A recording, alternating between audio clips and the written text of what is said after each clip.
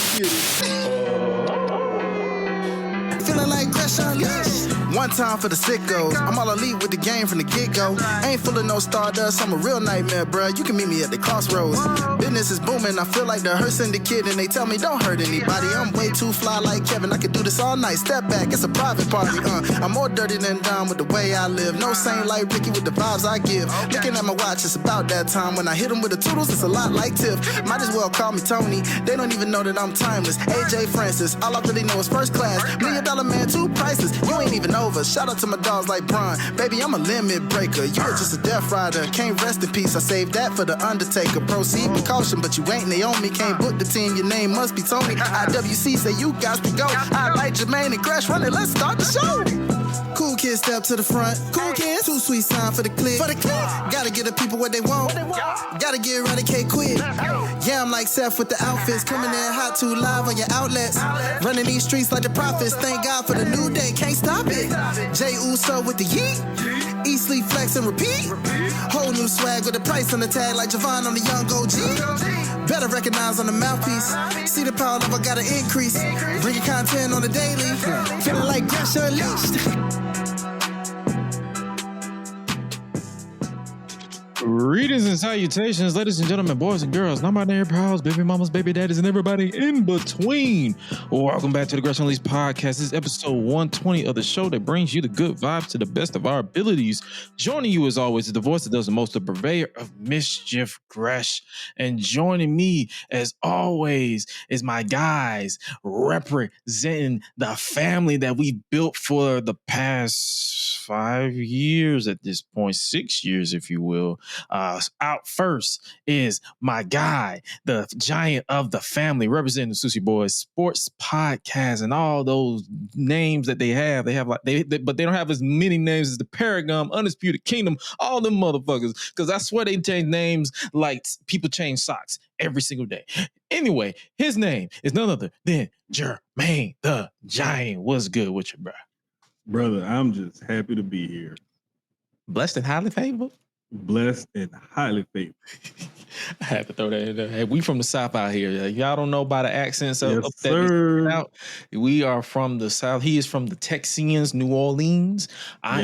We are from the Georgias, not the Georgia, not the Atlanta, Georgia. We're from the Atlanta, Georgia. And also from Atlanta, Georgia, but representing the Memphis side of the country. He is another brother from another mother, representing the OTS Media Co. Mr. Highlight Real. What's good with you, brother? Hey, what's happening, everybody? I ain't never backing down from no average Joe. Your boy is in the house. You know what I'm saying? Hey, in the voice, house. AKA the voice of the theme song. Come on, hey. Come on with it. Get that man his flowers. Hey, I'm just so listen. Thank you. We give him roses over here. We give him a full bouquet, flower baby. garden. Come on, every time. Extending those roses. He tries to be humble, but I'm gonna talk his shit on his behalf. Thank you. Hey, thank you.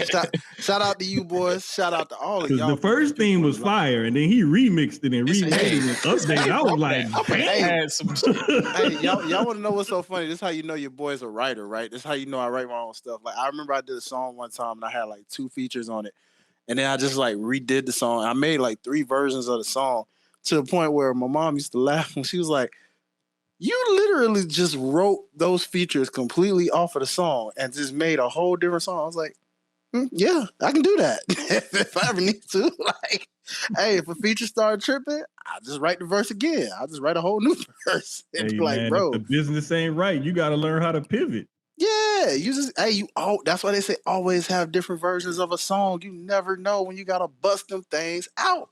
Okay. No Just pause, like but pause. Just like Leon Thomas, that man got like 4-5 versions of Mutt. It's kind of exactly, bro. I'm not touching that one. I'm not touching that one. But, like, now you got the deluxe coming out. Like, come on, man. Yeah, bro. Come on. That's the life of an artist, baby. We make so many different like versions for y'all. Y'all will never hear all of these. Y'all just be like, "Oh, dang, I like this one better." That one, So I feel like that's probably me in the on the graphic side of things, because I'm always updating the graphics and stuff. Bruh, I remember when we did the artwork. Remember when I was like, "Hey, bro, shoot me an artwork for the Gresham Unleashed," and you sent me like 3, 4, 5 versions.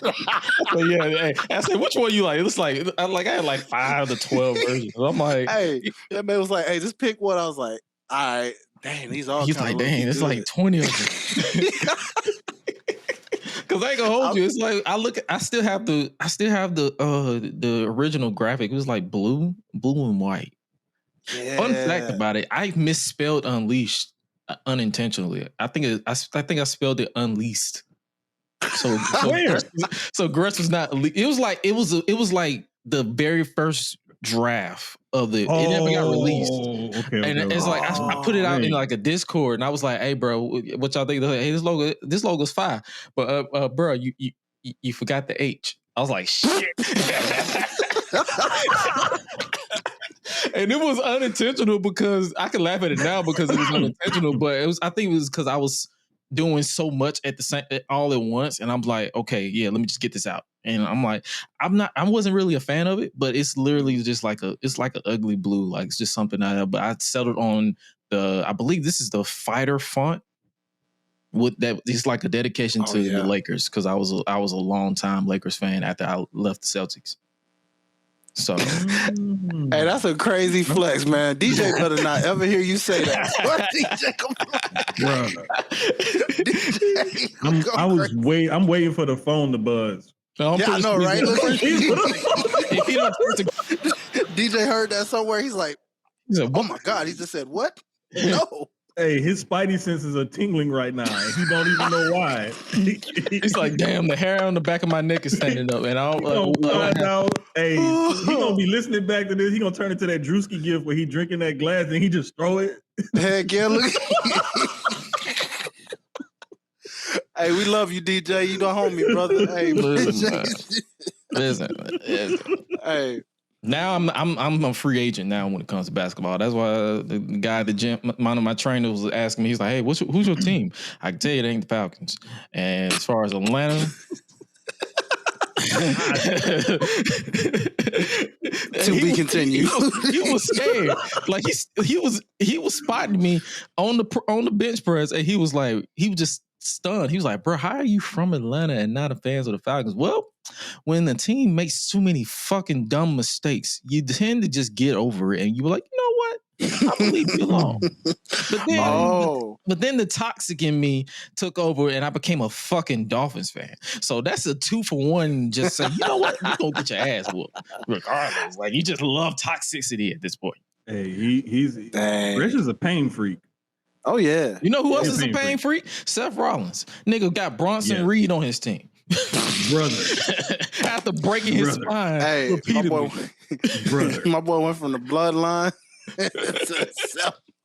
to the upgraded J&J security. Nah, they the minute the bronze and black. Yeah, exactly. The bronze and black.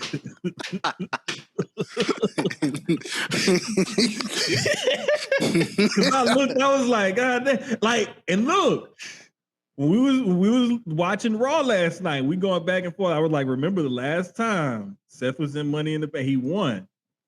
He had J&J security and Kane. Yeah. Now he got B&B security or the bronze and black or however you want to call them. They made sure he won the qualifier. Why not make sure he win the briefcase? Hey, this could work one of two ways though, because the one group you forgot about is the one with the 2 Authors of Pain who done had the second trial run, and you see how that worked out for him. Hey, but listen, they got plans for Braun Breaker. They got big plans for him. And Bronson Reed is to me, he's one of those type of guys that you need a good monster heel. Oh, if he didn't shot his ankle, he would have been prominent like after War Games. Bruh.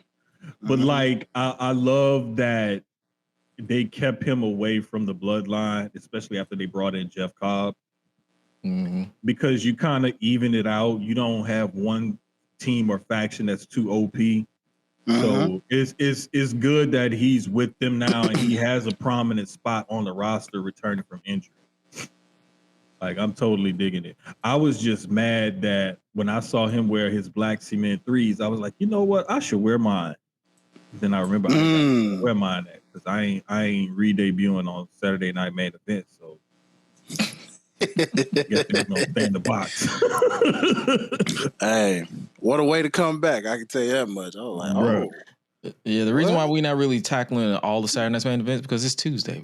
I'm pretty sure y'all heard enough about it, and we did a whole post show over Public Enemies, baby. So check that thing out. If y'all want to check it out and run it back, go for it. Get our initial thoughts. But yeah, Saturday Night's Main Event is Saturday Night's Main Event. It's Saturday night's commercials. If you watch real network television, it's like more commercials than show at this point. Goodness gracious. But seriously, I would have been moved by this opening promo from Seth Rollins on Raw if I didn't hear like 5 to 10 versions in the past 10 years. This nigga has been associated with the future of wrestling since Obama was in office, and the second time. True. Like this nigga's been the future of WWE and wrestling since 2014. It's 2025. Yeah, bro. When are you gonna be the president? For real. Hey, this is my theory to that, because I'm a like to play the devil's advocate. He's been trying to be the guy with the ball. He's been trying to be that main guy, and they haven't ever really given him the ball to just run with since that first run he had with the Authority. They've never really said you are the guy. You're going to have these moments and everything else until now. And now is his time, especially with Roman going more part-time. And Cody, then had his run last year or whatever. Like, there's a space for Seth to take over and be like one of the guys in the company. And I'm glad that they're giving him his shot. I'm glad that they're giving him a faction and a mouthpiece and everything else. He doesn't even need Heyman. But to me, Heyman always works to me at his best when he's an accent to somebody who already has a presence and a character. When he has to be the main focus and the mouthpiece, he does great. But he's at his best when he doesn't have to do too much of the heavy lifting and he can just add that little extra spice, that little extra flavor or whatever here and there. Okay. So do you see them giving him the undisputed title? Or give him right back the world title, because it's like, I feel like if they want to really establish him as the future, they gotta give him the proverbial top title. With him being on Raw, that's gonna be difficult. But with him winning the Money in the Bank briefcase, there could be something there down the line. And I'm wondering if that's the direction that they're going to go in. I mean, to also, you could look at it from this perspective, like with them being on Netflix with Raw, you do want somebody strong that can carry that brand, that can, have people tune in and whatnot, because that's your big cash cow with all that money that they're getting from Netflix every year. So it could be a thing of, we need you to carry this brand because of Netflix and the responsibilities and obligations that we have here. Gotcha. I mean, so one, I would say that I think Jay's doing a pretty good job with that based off these reactions. Like, I think he's really at that tier where Netflix is even looking at him like, hey, yeah, we like this guy. Like, he's bringing kids into the crowd, having them, do the yeet motions now. Like, it's like he keeps reinventing this entrance every single time in a different way. You know what I'm saying? Where it's, yeah, he eating on them. Yeah, all this. He eating everywhere. He eating what he saw in spite of himself. You know what I'm saying? But I think, like, being a top babyface like he is right now, especially even when the time comes for him to drop the title, he still has that aura that just like a Netflix is looking at that and seeing that as a mainstream level player kind of thing, And I think a guy like a Jay can carry that brand on top of, the Codys and whoever they decide to mix it up with when it comes to like Raw. Not to say that Seth still can't be the guy as far as an antagonist, of course. So I do agree with you, like, in terms of that you still need that key villain that can be like the top villain to carry a company. And I think Seth can definitely still do that with this iteration. Well, Still need them to change that music though. yeah, but I was just about to say that. Because it's like you go from them cheering him and then him trying to be a villain, and I'm like, they're still cheering you. They're literally going from singing his song to saying "F you, Seth," right back to singing his song.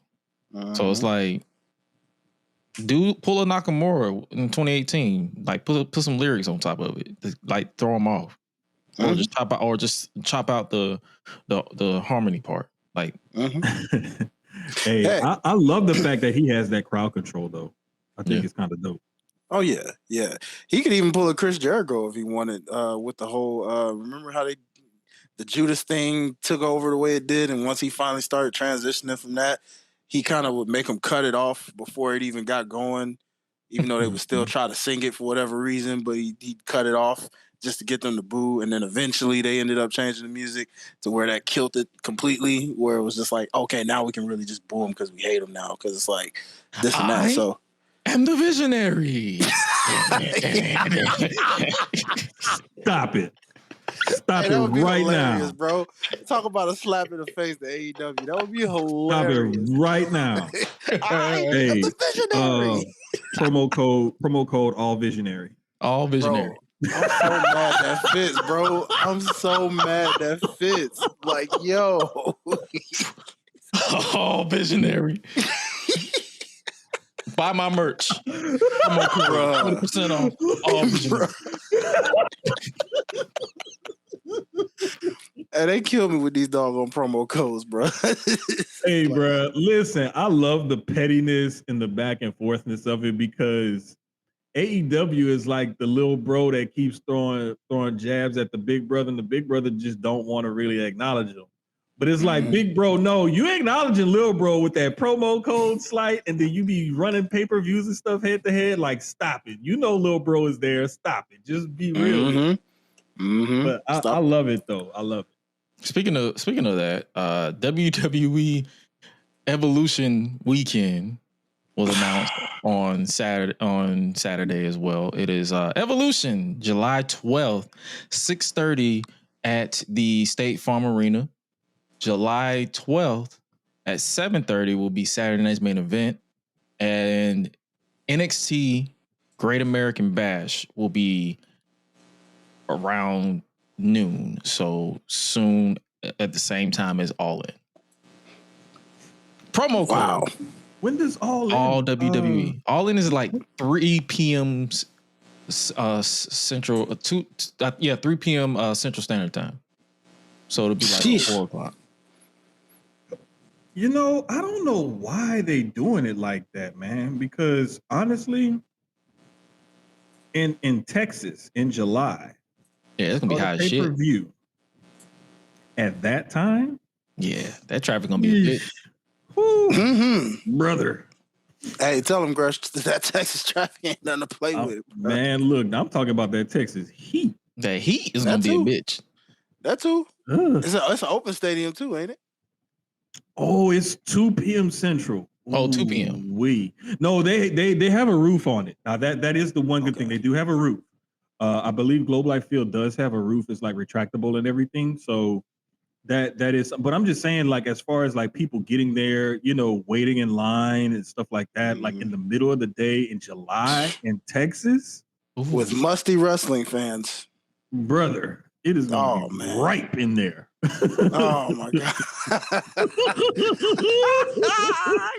Nah. You talking about Texas.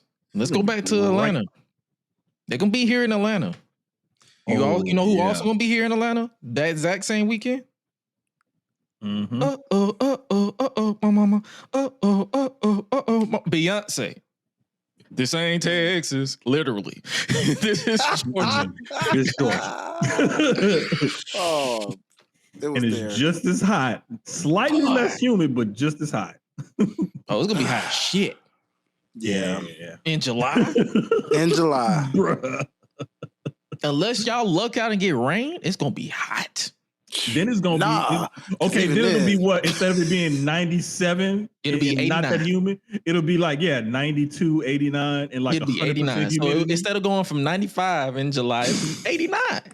Ladies, pro tip: if you wear your natural hair, do not straighten it. Don't straighten it. Just letting you know. Like I'm a girl dad, and I've learned this from my daughter, my sisters, and stuff like that. Like I'm just telling y'all. I grew up in a house full of women. He's correct.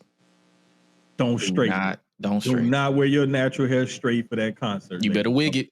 You better wig it. Man. Wig, braids, or just wear your kinky curls or something like that. Like something that won't be bothered by the heat and the humidity. Trust me.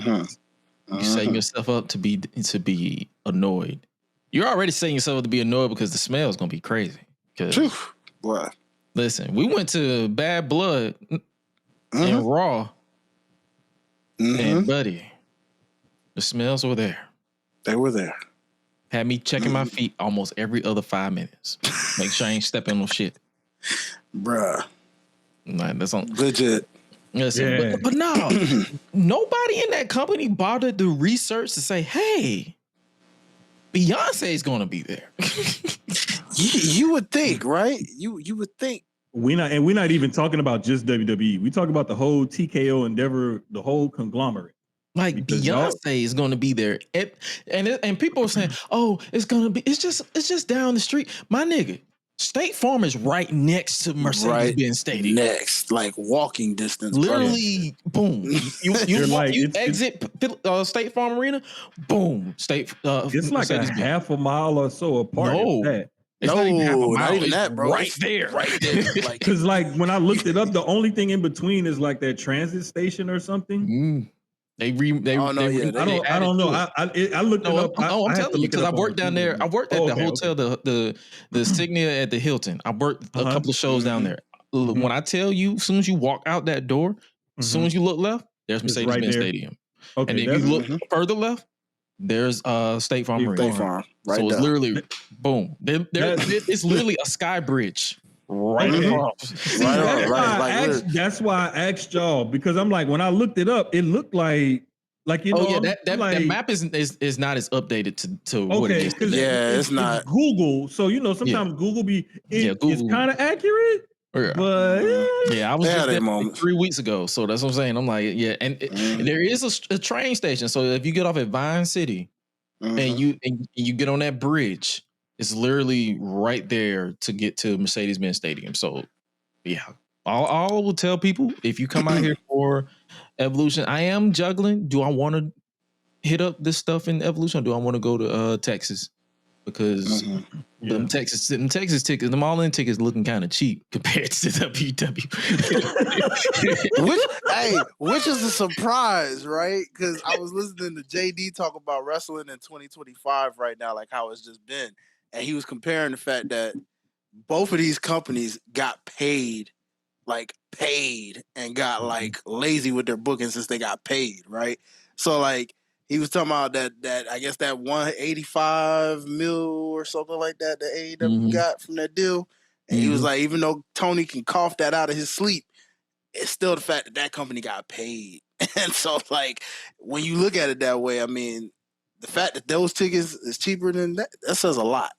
I believe I glanced out of curiosity. I think floor seats, not even like ringside seats, but like floor seats, I think the max I saw was like $821 per person. That's probably got to be close to like ringside, like close to the ringside area, right? Yeah, the ringside, like I looked at their package, their ringside is like $1,056. But that's for everything, not even just to show up. It's like multiple dates, like you can be doing multiple events. It's like literally a week-long event.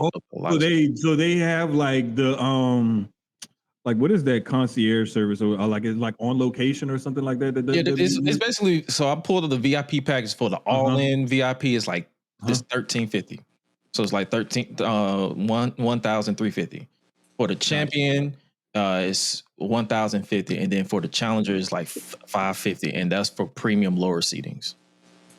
That's not even. So it's like you're like lower level, and then you got the floor seats, which is like 6 to 10, and then you got the premium floor seats, the first 5 rows for like $1,350. Those are all sold out though. By the way, you just the only thing that's left is the champion. Okay. It doesn't. I mean, it honestly, when in the grand scheme of things, it's really not bad when you compare it to other shows and venues and things like that, as far as like a wrestling show is concerned, especially because it's their premier event. Like people were spending that kind of money to sit in the nosebleeds at Mania and stuff like that, you know? So, Now I mean, I'm curious for Evolution. Hold on. Now I'm curious. Because they have pre-sales. I'm curious. I'm just curious at this point. I don't know when the pre-sales start. It just started today. Okay. Okay, so Let's see what they say. For lower level, Mm-hmm. it's $838.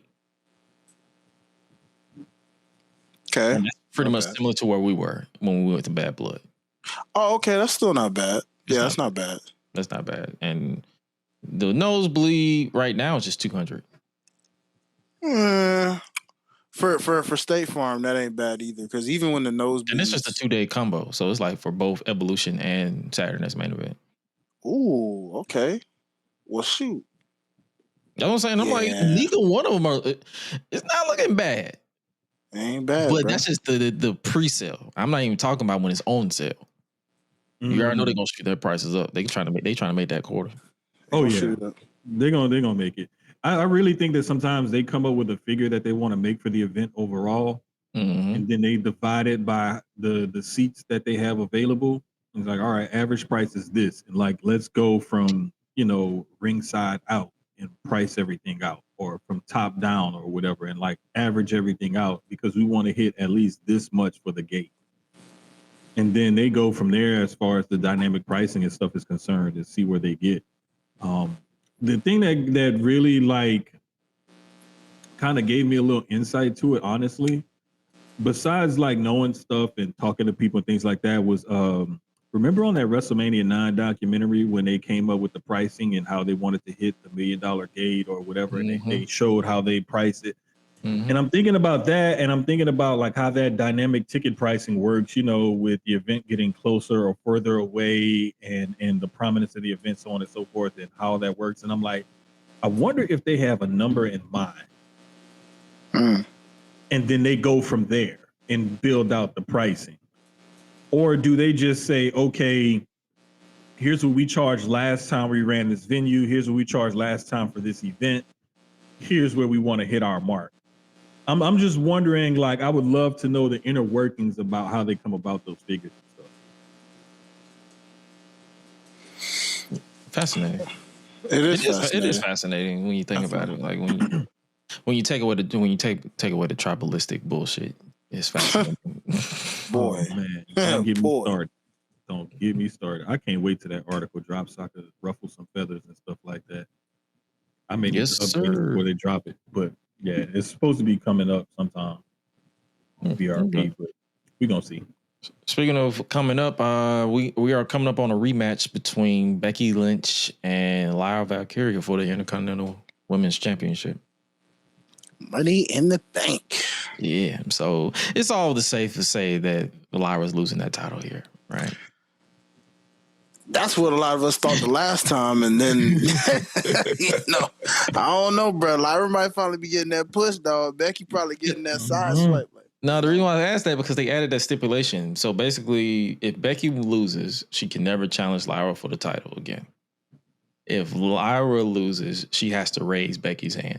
A callback to when Lyra beat her for the NXT Women's Championship, and Becky raised her hand. A little imbalanced, if you ask me, but I guess it's a story that they're going for. That feels like some type of setup. That's what I mean by when I'm like, yeah, it's safe to say that Lyra's about to lose his title because and it does feel like a real setup because this could also feed into the Becky and Charlotte storyline where they're both spiraling, they're both not getting to where they want to be. And I love a good spiraling storyline and you try to come back and fight out of it or whatever. But it does really seem like they're going with the whole Lyra losing the belt and forcing her to have to raise Becky's hand. And I'm pretty sure Becky's going to win by some underhanded heel tactic or something like that. That's what I mean. They're basically doing what we said they was going to start at what was the pay-per-view? Backlash? At Backlash. And they say, hell yeah, we're just gonna skip it. We're gonna just stretch it to okay, she wins the title, Money back, and then Lyra's gonna win it back at SummerSlam or Saturday Night's Main Event, whichever one comes first. Mm-hmm. Yeah. So Yeah, it's gonna be good to see though. I think they're gonna put on another banger of a match because those ladies have good chemistry. And there's just something about, like, I know sometimes people get tired of seeing the same repetitive matchups, back to back. But there's just something about two wrestlers when they have good in-ring chemistry and they just can put on a banger of a match. And it doesn't have to be the exact same match. They can put in different elements and change the matchup and still give you a good quality match. Mm-hmm. I agree. And speaking of a quality match that I feel like a lot of people are gonna have, we're gonna have the return of the League of Nations. Oh, yeah. Bruh. Rusev versus Sheamus. Big, beefy man bumping me. Hey, bro. At first, I was like, they about to fight it out. And then when they just stood there across from each other, like, they about to hug it out. And then Rusev just left it. I was like, what the hell? We ain't getting no hug. We ain't getting no punches thrown. We ain't get a damn thing. Like, what the hell is this? They got to tease you, brother. They're gonna make you want more. And that's the thing that I'll call back to, like you said, JD was talking about how they got lazy with their bookings. I don't think they got lazy with their bookings. I just think that sometimes that we as wrestling fans always want the instant microwave TV dinner meal. Which and we don't want that that way. Listen, I'm still looking for the beer battered chicken from Hungry Man. With that beer battered chicken, I don't know what they put in that batter, and I don't know how they come up with that chicken. But I swear, if I could buy like a 5-pound box of just that beer battered chicken from Hungry Man, I would do it. But no, man, like I think that sometimes we want, as wrestling fans as a whole, they want like the quick, the instant, the right now, the feed me. And it's like sometimes you need to wait and slow cook a meal and let it go. And to me, that's what we see with some of this stuff. And I know that we may not want to wait for the payoff, or sometimes they may drag things out a little too long, or injuries and things like that may cause them to turn and pivot. Mm-hmm. But sometimes if we just roll with the punches, things actually end up pretty okay. Mm-hmm. Oh, I agree. I agree wholeheartedly. So it's like I'm just kind of glad that they're finally moving Rusev on to some people that you can believe have a chance, because nobody believed that Otis or Tozawa was going to be that man. Like come on, man. Like, like yeah, you use these two to reestablish Rusev to the WWE audience. Okay, he's not the same Bulgarian brute. He's the Redeemer, basically. So here's the direction we're going. His first challenge is going to be Sheamus. Then I feel like his next challenge should be whoever he should go after Dom. Because he is the champion. And Dom is also in a love of squirrel again with the returning Liv Morgan and little itty-bitty Roxanne Perez. Can we really say that? I mean, Roxanne is lusting after the nugget slut, and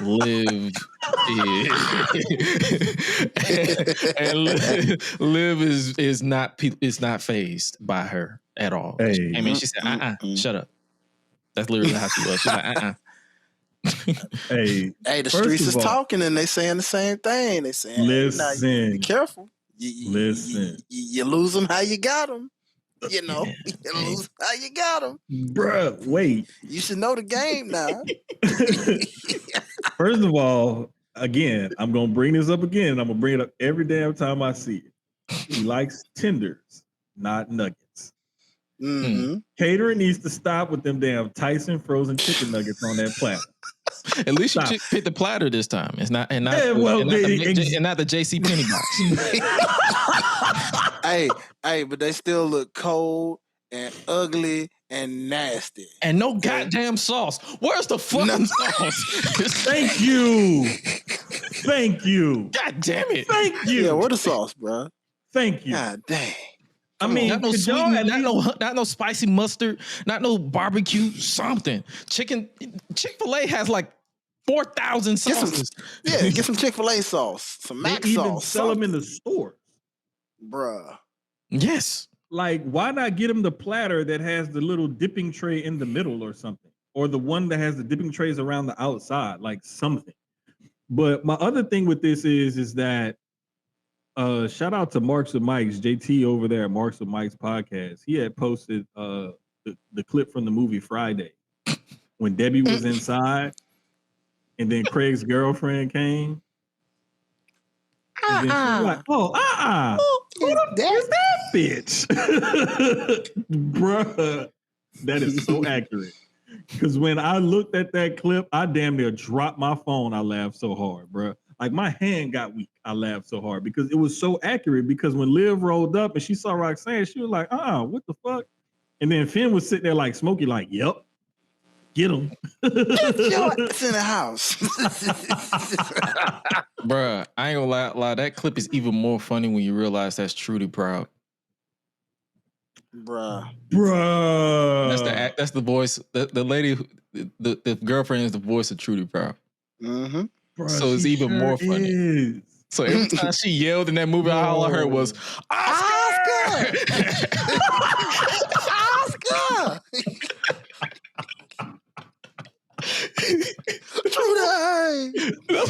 Hey man, it never clicked with me because I'm old enough to have seen it in the theater like when it first came out.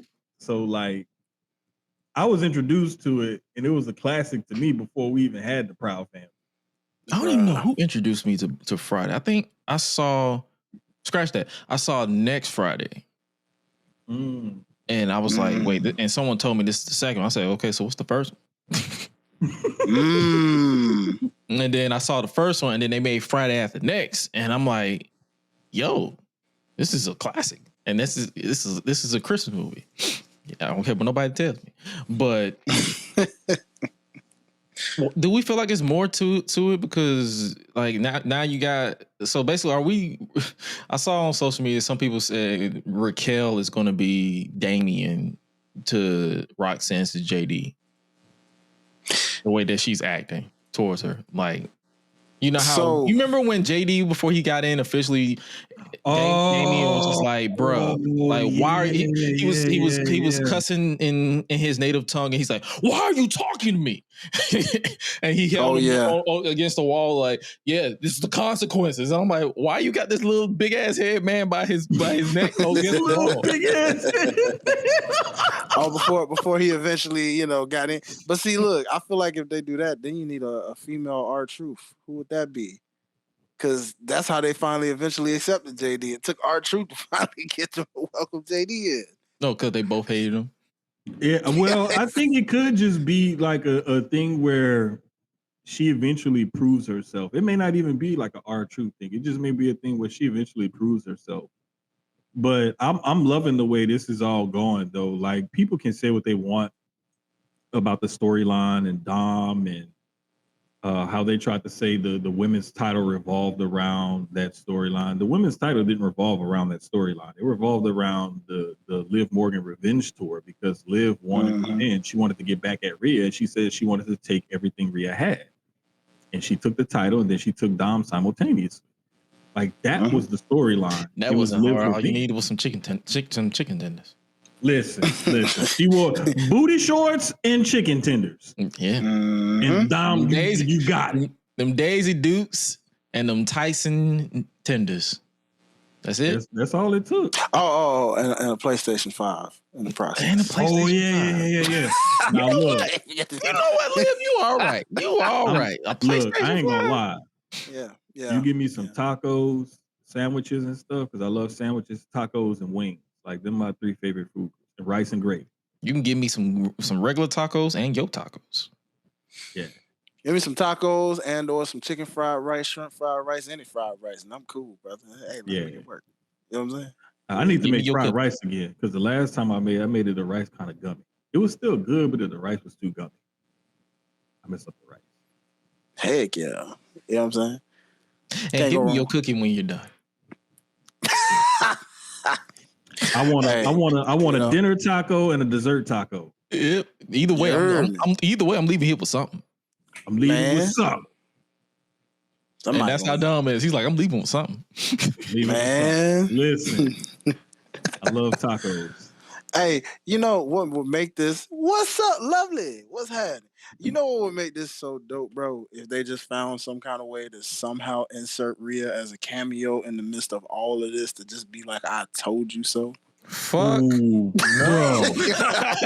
No. She ain't got to be fully involved. I'm not saying revisit. Oh, like a little passing cameo, like a passing, like yeah, exactly. Just one, okay, I can take that, but like if just involve her, no. Oh no. We are not doing that. We are not doing that again. I just meant like you know how they always WWE is great for those comic moments of like a cameo situation where you're like, since they make everything a world, like a big world anyway with background stuff. Like all they gotta do is just have them fight, and then Rhea just be like, all she has to do is literally just they're coming back from Gorilla. Like for example, after this match, they're walking through Gorilla or something, and they're like arguing whatever, and then Rhea just walks by and was like. Yeah, exactly. She don't even have to do nothing. She can just give a look, and just keep walking. And just keep walking. That would be enough, bro. And everybody would get it because they'd be like, gotcha. I told your ass. I told you. I told you, bro. That's Chappelle when he with Oprah. Gotcha, bitch. Oprah. What was it? Oprah. Oh man. Gotcha. Hey man, that would be perfect though. That was a good one highlight because I love a little chaos, but that would be the perfect amount. Just be subtle. Just a little subtleness. Subtleness goes a long way. Yeah. But what isn't subtle is Gunther's obsession with Jey Uso. Ooh. He's not subtle. He keeps repeating himself over and over and over. He's like, "Oh, you're a bad champion. I'm gonna right or wrong." Can y'all please give them some new material? Mm-hmm. Hey, much like I told you fellas in the group chat, this man is pretty much that 90s villain that lost it all, sitting in prison behind the doggone glass wall, looking at Jey, trying to tell him how to be who he used to be. And it's like, I didn't ask you. Didn't I beat you? Ain't you locked up? But you, yeah, but you came to see me, so evidently you need some advice. Let me help you out. It's just like, bro, go on somewhere with that, man. And Jey was like, "All right, bro, I'm repeating myself again. Let me tell you." When he started pacing, he was like, "All right, bro, I'm finna repeat myself again. I ain't sweating. I'm not overlooking you. Mm-hmm. I'm gonna beat you again. 4 letters, 1 word. Hey man, listen.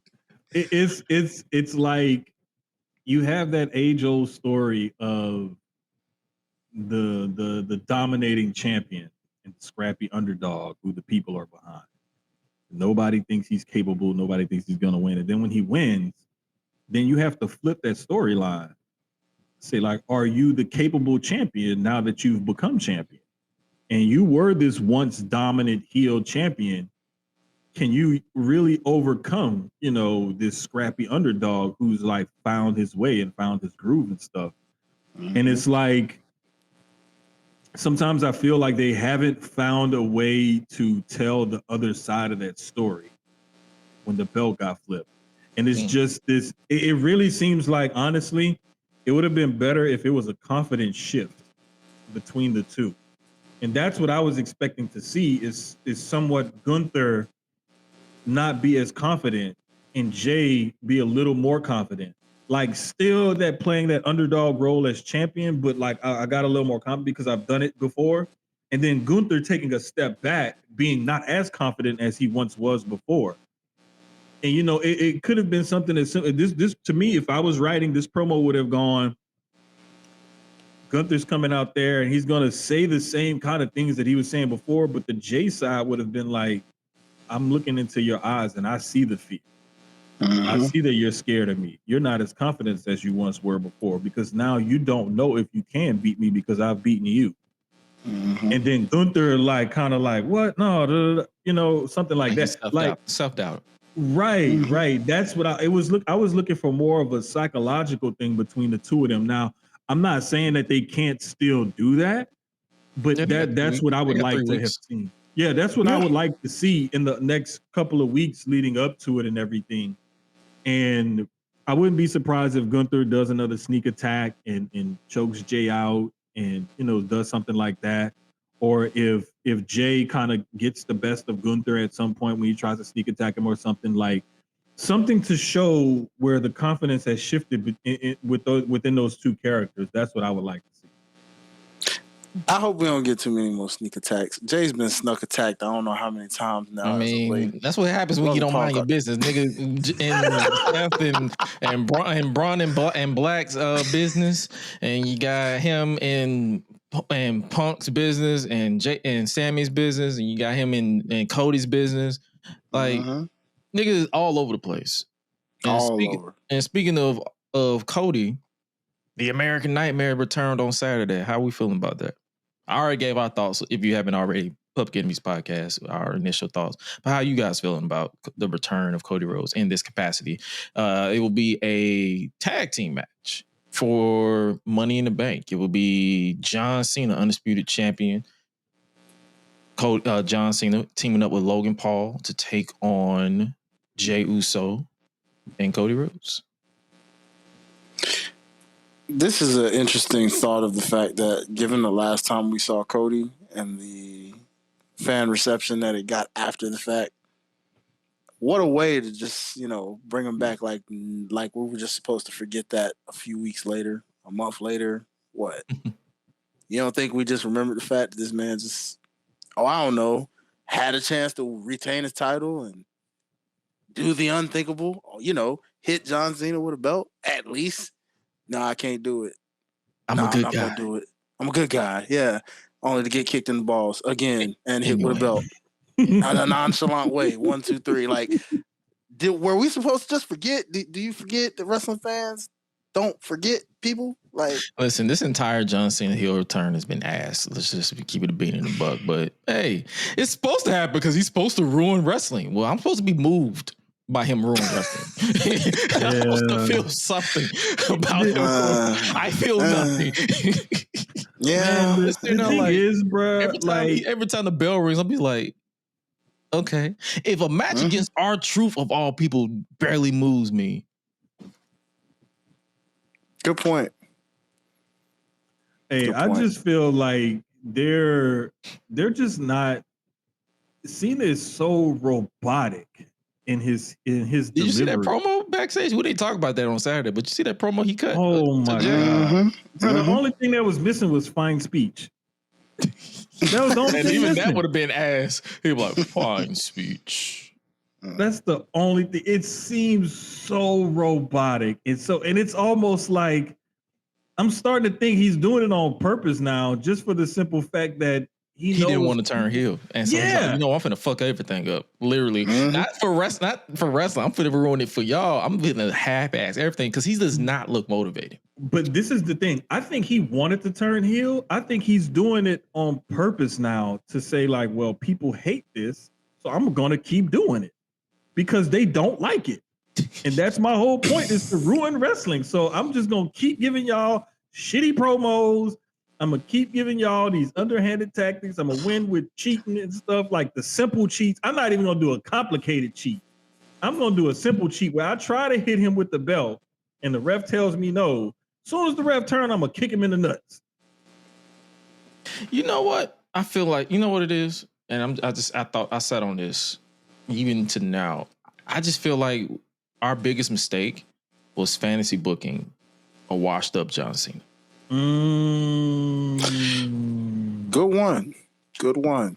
The reason why I said that is because when you think about it, everybody was like, I want to see John Cena versus CM Punk. I want to see John Cena versus The Rock. I want to see John Cena versus Roman Reigns one more time. I want to see all these people one more time. Some people, I even see people say, hey, can Tony Khan make a deal and let Cope return to WWE for one night only to wrestle John Cena one more time? Motherfucker, load up WWE 2K25 if you want that match. But I digress. Why? We messed ourselves up expecting too much. Mm-hmm. Mm-hmm. Especially really after think his so. last WrestleMania before he won the title back. Nigga got a bad match out of Austin Theory. And Solo Sikoa. Yeah.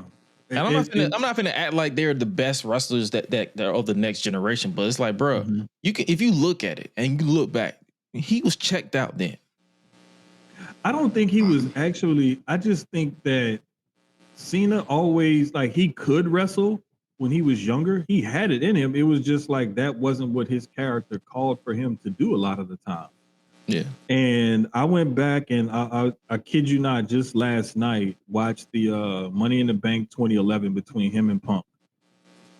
And you could see in that SummerSlam match from that same year as well, you could see when he was wrestling Punk back then, Punk made Cena wrestle.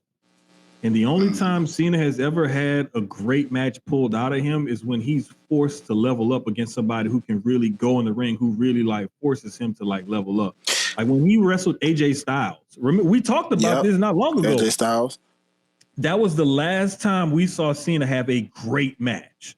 Was when he wrestled Brian AJ Danielson Styles. Also brought that out of him. Yes. If I'm not mistaken. Thank you. Yeah. Thank you. I was forgetting. I knew I was forgetting another one highlight because when we talked about this a few weeks ago, I knew it was at least one more. Shawn Michaels too. Yes, because that pivot is the WrestleMania 23 main event when Triple H got hurt again. Because it was supposed to be him and Triple H running it back. Triple H got hurt and they put in Shawn Michaels. But to me, the only reason why I said his last great match was against Roman Reigns was because of the specter and the spectacle that Reigns brings with him. And the way that Roman works his matches is more slow and methodical. And that's more up to Cena's speed right now. But when you got a Shawn Michaels, AJ Styles, a CM Punk, especially when he wrestled those guys in their prime, talking about Punk and Michaels, and he was still in his prime, you saw a great match out of Cena. You right now, it would take somebody with a Roman Reigns style to pull a great match out of John Cena. That's not how Austin Theory wrestles. That's not how Cody Rhodes wrestles. That's not how a lot of these guys wrestle. They have a higher work rate and a different type of match that they try to do a little bit more high pace, some high spots here and there. And they have to slow down for him. Exactly. So that dummies them down to kind of meet him in the middle. And sometimes it just doesn't mesh. It just doesn't work. And I think the thing that's compounding his heel run is that robotic, I'm just here to fill my dates delivery that he does with his promos and backstage segments and stuff. And it's making this run seem like it's ass. And I'm just trying to enjoy it for what it is. It's like he's trying to, I keep telling myself he's trying to ruin wrestling. So don't get too upset. I think that's the problem. I shouldn't have to tell myself that. I should, because I keep telling myself that too. I'm like, you know what? He's ruining wrestling, so I can't get too upset. But it's like, you know what? Let me call him. Like you're pissing me off. Like, you're pissing me off. You're pissing me off, my nigga. Damn it. Because it's like, bro, you cut more interesting promos when you were a dickhead babyface. I'm not talking about the cookie cutter babyface, but when you were a dickhead to like Roman Reigns, when he was like, hey, if you was actually good at your job, I wouldn't have to be here. Type of Johnson. I was expecting that. Like I wasn't expecting him to be a full blown, like he's literally a mustache twirling villain right now. Like he's not even. There's no reason for him to be. Oh, he's a VOD villain. He's just a VOD villain.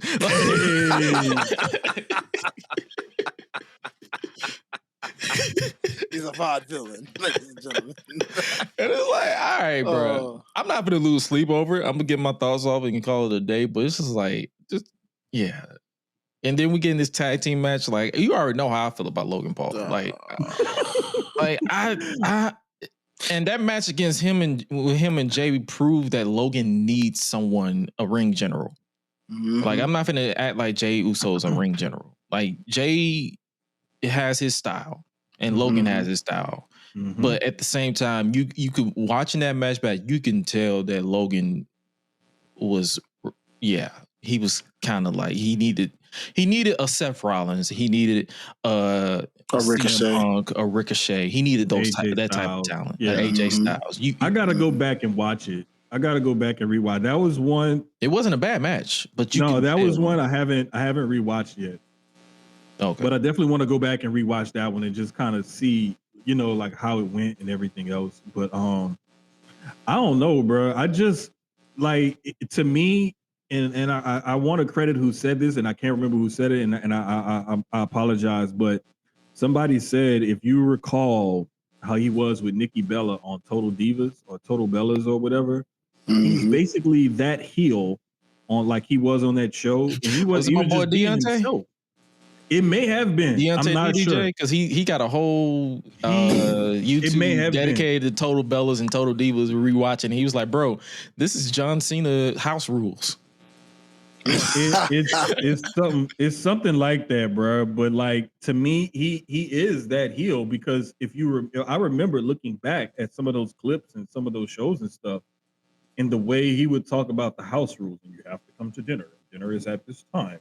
Why are you cooking and why is this on the counter? And blah blah blah blah blah. And it was like, bro, Total Bellas John Cena. So y'all saying the Miz wasn't exaggerating when he did that mimic. Then it's like, no, that's what made it so good because he was so on point with it. Him and Maurice. John Cena's house rules you are not following. Why are you not following, Nikki? I did it for the Rock. Oh my god! I did it. Oh my god! He basically was Rikishi. I did it for the Rock. Wow. and it's funny how who had him turn heel? The Rock. I did it for the Rock. Bro, it's like for the final boss. When you got to think about, when you think back to that line right there, it's like Rikishi ain't never had an accent until he said that line. He said that one line, and it was like, bruh, where that accent came from? And then it disappeared. Okay. I did it. What? I did it. I wish somebody would have did him like Triple H did Kofi. Hey, where's your accent?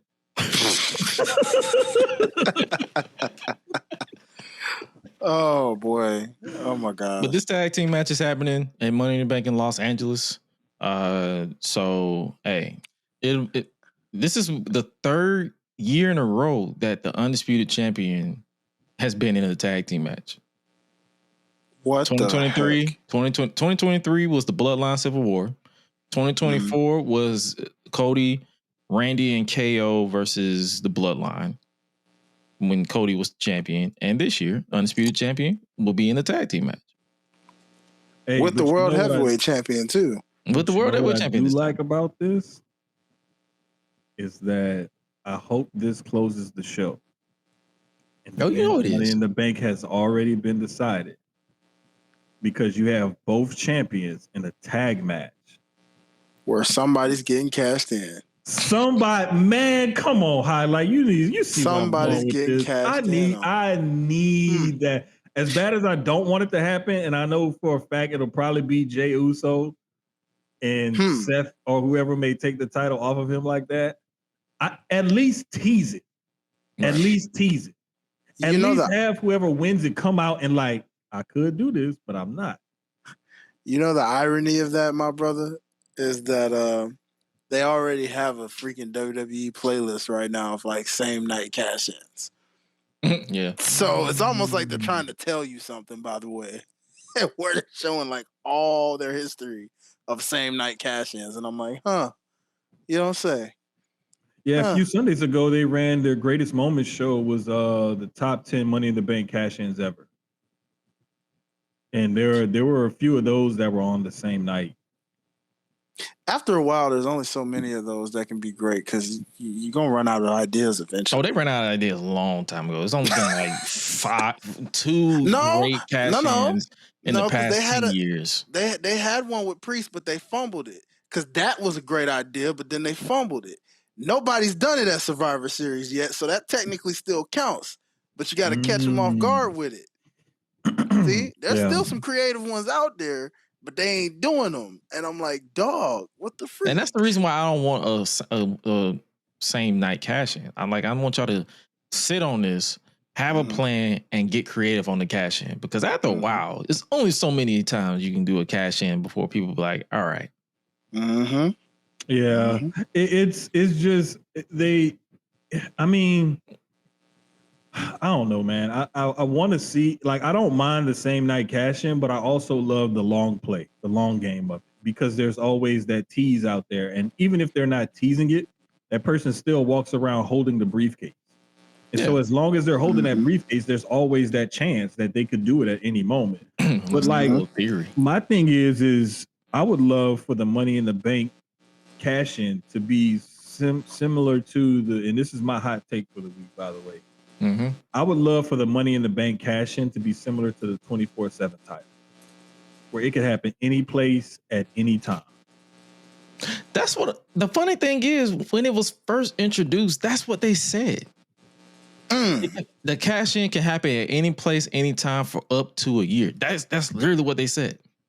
And it's never happened. It's never happened in any place. Wrestling ring. Exactly. I needed to happen in a grocery store. Revive Booker T and Stone Cold's grocery store brawl and just do it with the Money Bank cash in.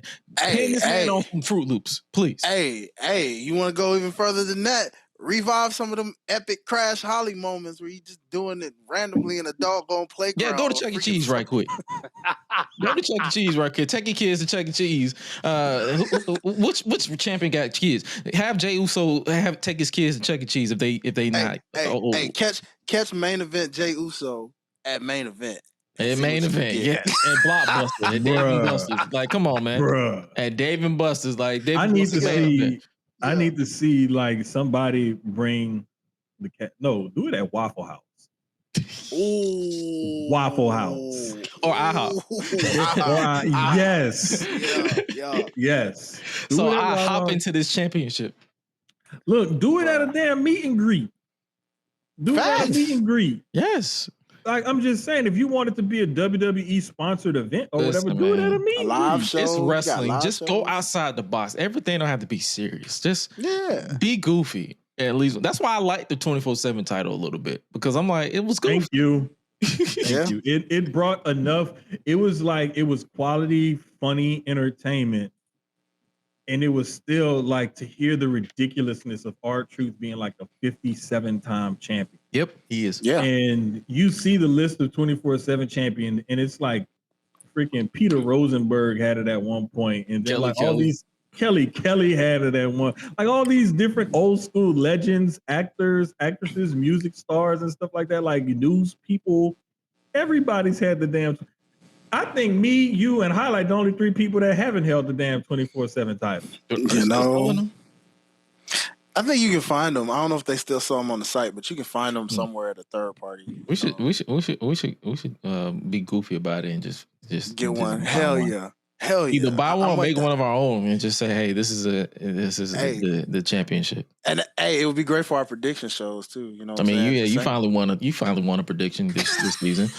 Hey, I promise you, I swear, if you look in his phone, watch the show. That's the crazy part. I guarantee you, he got an unsaved number with a Jacksonville area code on it.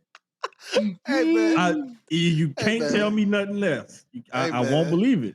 You know, hey, listen, I tried, man. I was like, let's go down the list. Yep, nope, yep, them. I just, the vibes, man. His best was going off vibes and watching highlights. yeah. That man is not watching Dynamite in weeks. It was a couple of them. I was like, I'm a little torn on this pick because I ain't gonna lie, I can see either or, but I'm going this route. I'm going that route. I ain't expecting to be all perfect, but I'll take it, baby. Let's go. Well, yeah, we definitely gonna get a championship at some point. Just be like, hey, whoever wins it, we ain't gonna ship it nowhere because we will have to buy two. We will have to buy two, one for here and one for Texas. And if he doesn't win, that means he gotta take it out the frame. But like, you can't wear it in the frame. There's one on Amazon, the toy belt for $45. The toy belt ain't a bad option if we can't get the real replica. Yeah, that toy belt it's for play. Yeah, it looks like the real replicas are around 200 or so, between like 165 and 200. That's not bad because that was like it's not bad. It's really not. Behind me was like 500-600. So yeah, that's what I'm saying, bro. Like I know Big Gold, the one I got. I want to say that one at the time when I won it at Access or whatever that little contest thing was. When we went to WrestleMania in New Orleans. It was that one was selling for around 400 or 450 or so. At that time, I want to say that's how much it was because I asked them when I won it. I was like, "How much is this even worth?" Like, da da da. She was like, "Oh, it's about 400." Well, shit. Legit. Nah, that would be fun because I was at MomoCon on Sunday and I had cosplayed as a little referee or whatever. So one of them, somebody noticed it and picked up on it and was like, "Hey man, you should have had the 24/7 championship with you." And I was like, "You know what? I should have. You're right. I remember that next time." Come on, man. Come on, man. It was either that or the hardcore championship, one of the two. Like no lie. That's how me and my homeboys, we used to play Madden together all the time, right? Mm-hmm. And I ended up buying like a little championship belt and I put tape on it and I put Madden, like where the nameplate would be on the toy belt. And like, if you won like the round of games like that night or whatever, you got to hold the belt and everything. And bro, it got to be like, when I introduced that belt, it got super competitive. We got it. Like we were already competitive as hell. Like it was like you would have to bring your own controller because if you got mad and destroyed the controller, you had to destroy your own controller. Yeah, smart. Very smart. Yeah, but like it got extra competitive once we introduced the belt. So yeah, I definitely think that's something we need to look at. Hell yeah. Okay. Speaking of AEW Double or Nothing, what was y'all match of the night? Because for me, it was Anarchy in the Arena. I'm not gonna hold you, mainly because of Willow. I'm not gonna lie, and y'all know I'm not a huge fan of Anarchy in the Arena. This one kind of got me. I'm still going with Hangman and Ospreay because I love. I'm not gonna hold you. I watched that on replay because I fell asleep. Well, yeah, too fucking long. I'm not gonna hold you. I did the same thing because I was watching the game. And remember, we was texting about this. I was like, all right, WWE didn't end it. The game is, and AEW still had 2 more matches left. I was like, wait, what? Yeah, because remember you was like, it's about to be the main event. I was like, nah, bro, we still got the trios match. I was like, wait, Jesus. What? Bro, I was like, you gotta be kidding me. I was like, you gotta be kidding me. See, I tried, bro. I really tried. Eventually, like, I didn't even get clipped by the sofa monster this time because I was in my room because I put the second TV in my room. What happened is I started using that comfortable ass chair with that ottoman and them pillows. And it's just like the sofa. It got me in the rear naked, and I tapped out. Dog. I've accepted the fact that I am washed. Like I am not like I used to be anymore. You cannot shame me into the fact that I fall asleep. I fall asleep on fucking Raw, and it ends at 10:30. So it's like imagine you trying to get me to stay up past midnight on a Sunday. Bruh.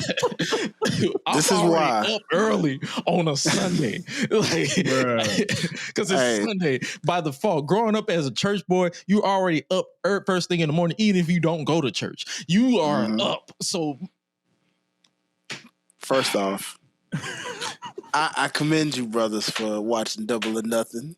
First and foremost, I did not watch that show at all. I tried to catch it. I can't find it anywhere to even try to watch it right now because I wasn't paying $50. I just watched Battleground and said that was it for me.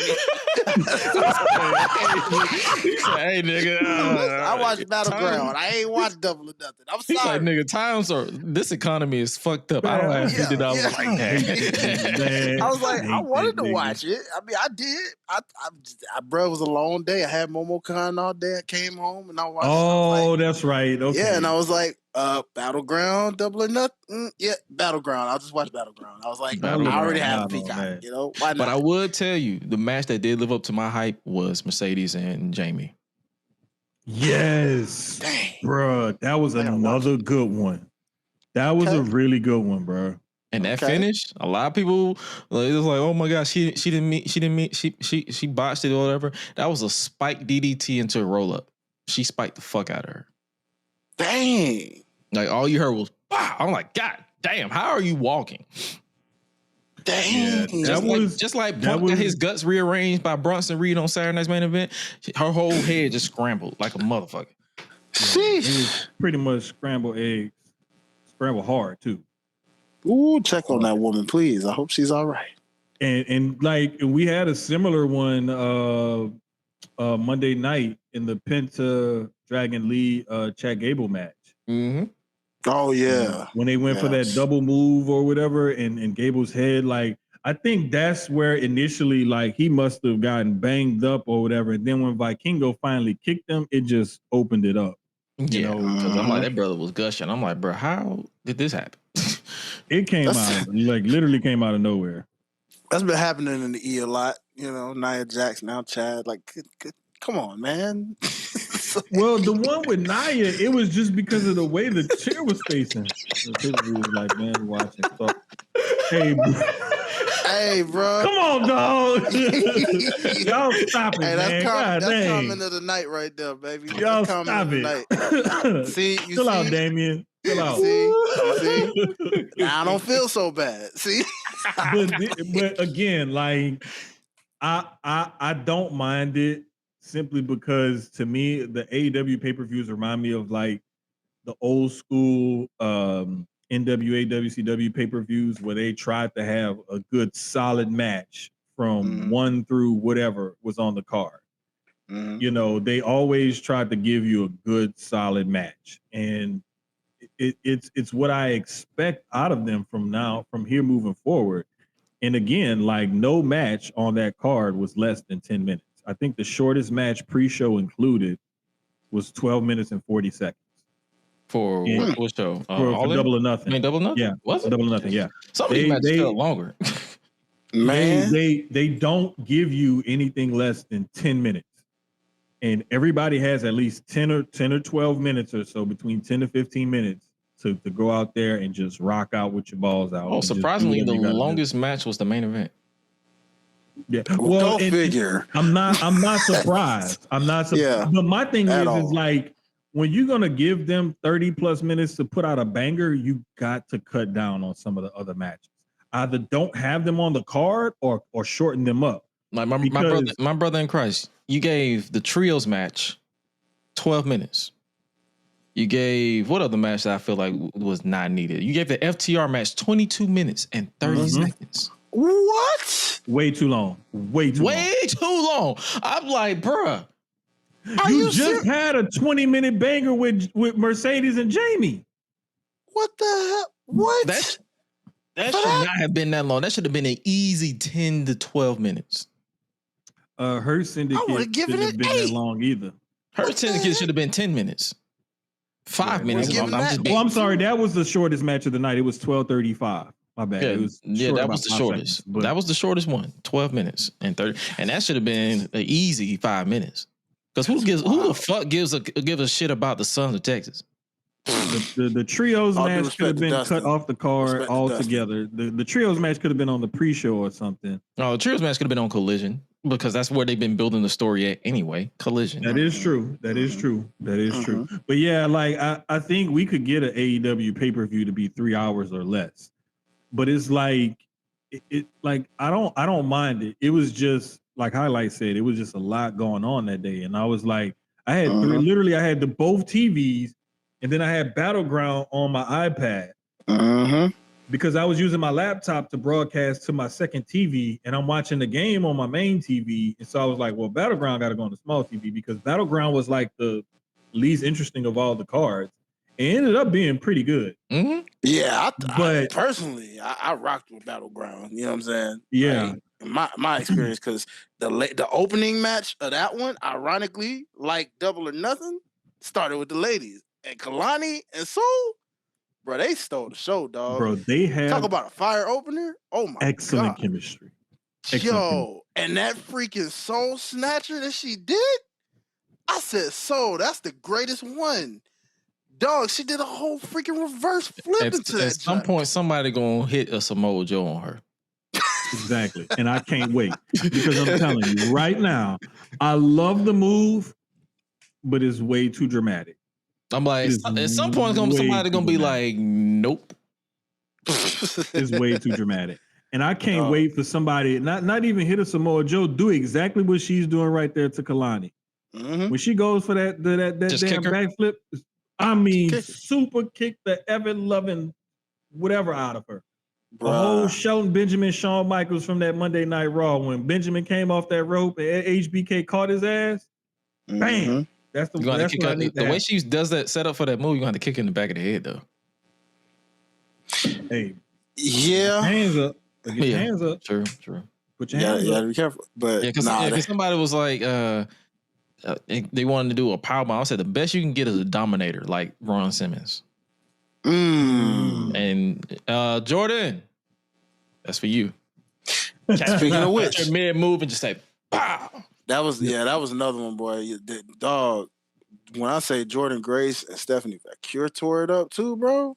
Oh my gosh, bro. Like, dang, I was sitting there like, bro, this hey, these two right here went in.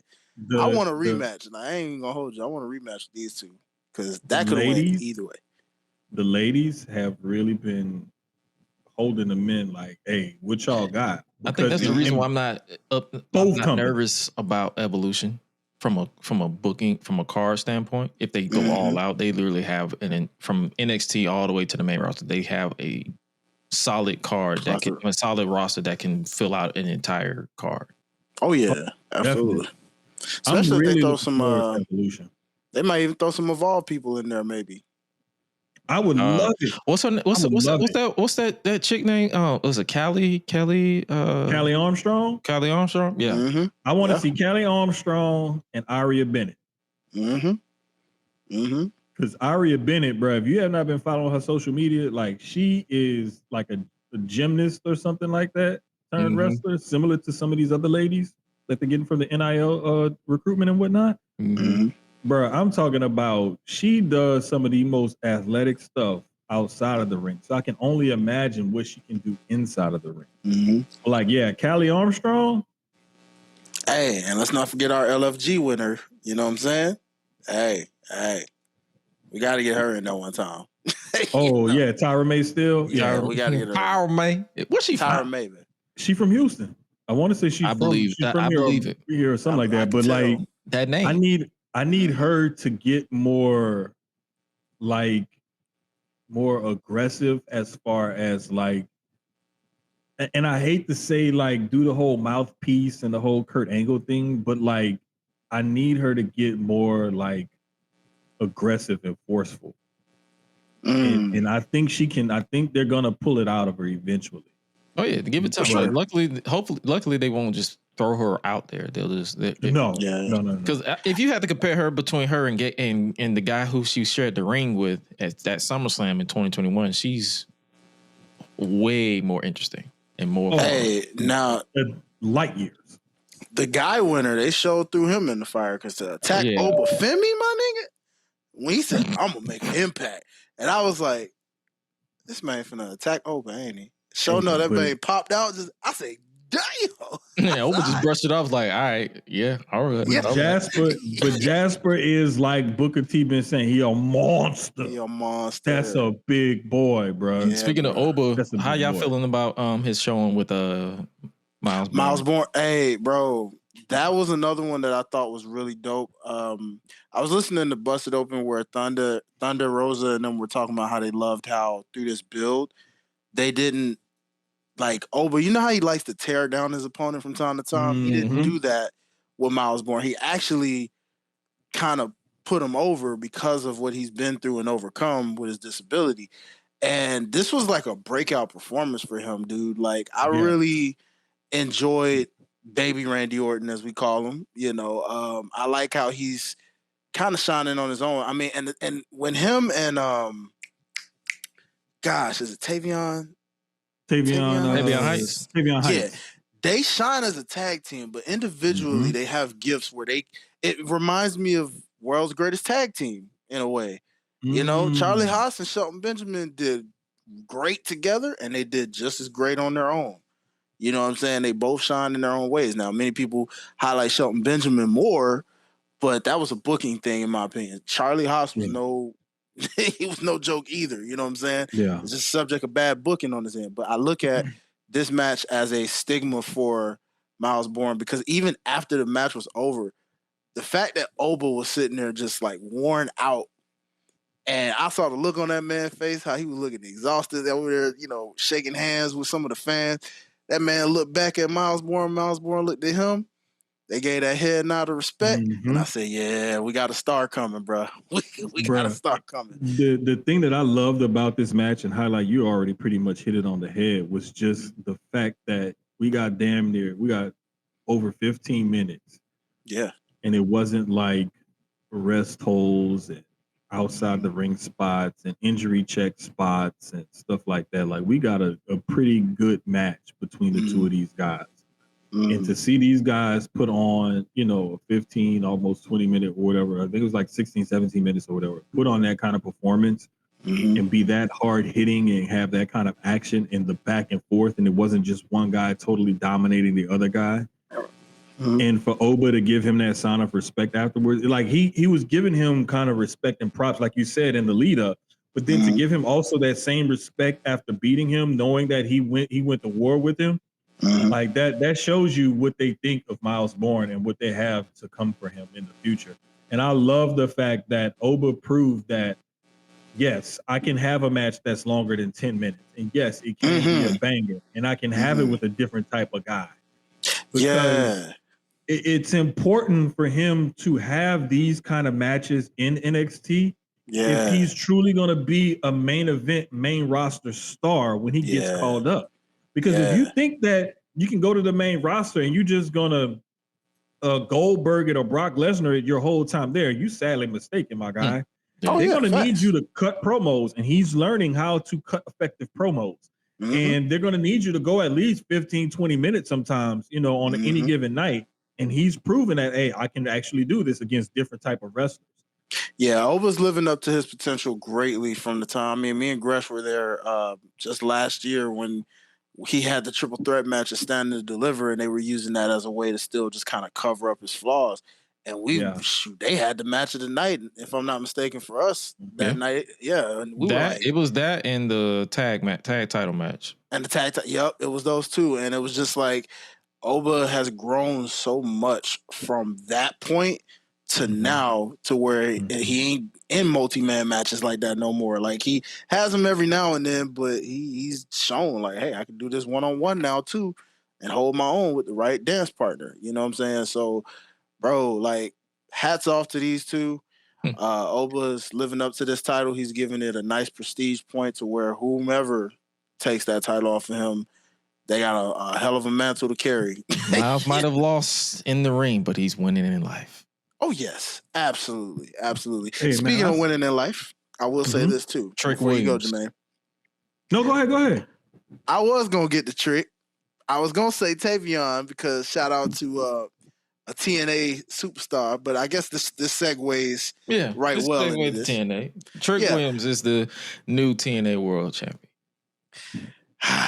Now, I ain't gonna lie to you, brother.